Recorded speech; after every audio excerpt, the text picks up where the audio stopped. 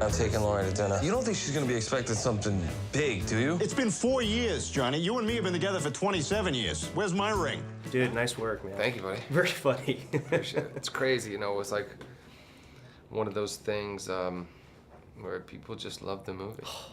When did the kids get to see this one?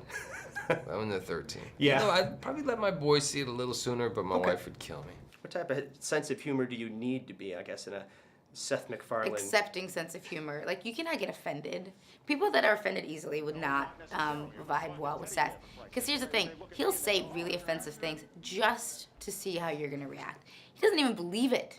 He just wants to see if you laugh. I set out to do sort of a hybrid, you know, something that evoked those warm summer movies of the 80s, you know, the warm fuzzy feeling when you watch E.T., the story of a boy and his magical friend, and the comedies that make me laugh in today's climate. I had never seen Family Guy until after I met with Seth and read the script.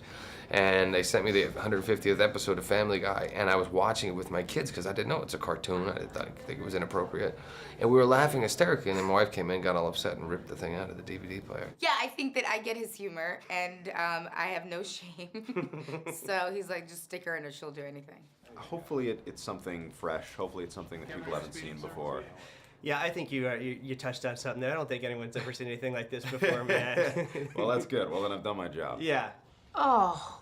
Laurie, hey, you're home early. This place is a wreck. Who are these girls? You know, they're hookers, so it's fine. You know, there have been a lot of films where humans have interacted with stuffed animals. Yes. Okay.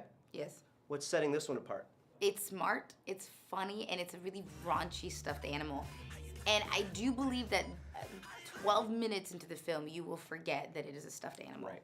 I don't think you've ever seen any animals smoking marijuana, sniffing cocaine, or having sex with 5 hookers. No, that'll be unique for the audience to see, for sure. In a weird way, it's so honest and it's grounded in so much reality that it's not a movie about a talking teddy bear. It just so happens that this character is a talking teddy bear.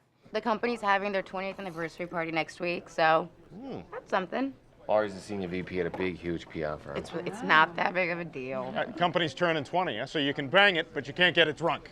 Obviously, like no other, you can push humor and get away with it. So I'm curious, is there anything that's off limits with you? Or is everyone...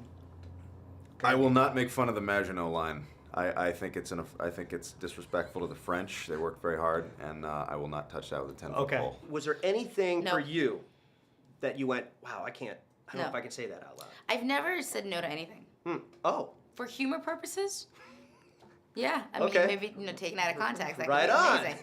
But for humor, I will do anything. You know, it's funny. I was having dinner with Patrick Stewart in New York City last week, and he was saying that there was a couple of things where he was doing a show, one of Seth's shows, and all of a sudden, you know, he got the script, and for no reason, his character now is a pedophile. And he's like, I can't do that. This is not right. But I didn't have any problem with it. You know, people know Seth's humor, and, you know, he wrote it all, so he's got to take responsibility for it. I just delivered the jokes, he wrote them. This is what was so great about Mark Wahlberg, is that he hadn't worked with me before, Right. and he put a lot of trust in the fact that I knew what I wanted out of this movie. There were a lot of things that were, I think, at first glance, a little questionable. But he jumped into it and just made every part of this movie sing. You know, there's so many great scenes in this film, but the one I really want to talk about is the fight scene.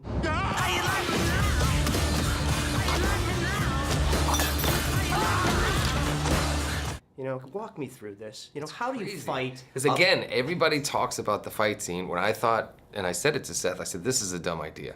This will never work. He's like, just trust me. And thank God we were late into the shoot, because I probably would have campaigned to not have to actually shoot it. But I was trusting in him, and I was feeling good about all the other stuff that we were doing, but I didn't think it would work. Everybody loves it. I just felt so silly, you know, I'm flying around the hotel room, smashing my head off the walls, and, you know, doing all this stuff by myself, and you feel kind of ridiculous doing it. One thing that I thought was interesting. Just one thing. Well, there were multiple things. It's okay, you can just think one. You know, but, you know, you guys are acting with with nothing, or Yeah. a stuffed animal. Yeah. You know. Or two little balls and a Or stick. two little balls and a smile. And a stick. Oh, and a stick. And a smile would have been better. Wow, this Two is balls, really a becoming stick, and a smile. very Now I'm kind of sexual, embarrassed here. Fandango. You know, what was that experience like for you? Fine for me, much more difficult for Mark. Really? All my stuff with Ted had to do, Ted was like circumstantially in the area. So he would be sitting next to me or in front of me or moving across the room. I didn't really have any physical interaction with Bear.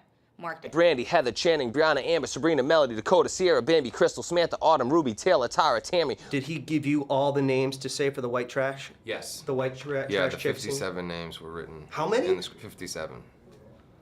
Wow. They were written in the script. And you ripped those off in like, what, a minute? Well, I had to because I just felt like if I didn't rattle them off kind of like in a game show, speed round type of thing, that it would never make it in the movie. Like, why would people would lose interest in me just sitting there saying all these names like in a really slow, rhythmic way. I look stupid. No, you don't. You look dapper. John, I look like something you give to your kid when you tell him grandma died.